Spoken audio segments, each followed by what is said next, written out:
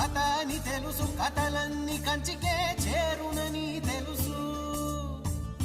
తెలుసు తెర తొలుగుతుందని, తెలుసు తెల్లారుతుందని, తెలుసు ఈ కట్టె పుట్టుకుమంటదని, తెలుసు ఈ మట్టి మట్టిలో కలిసిపోతదని.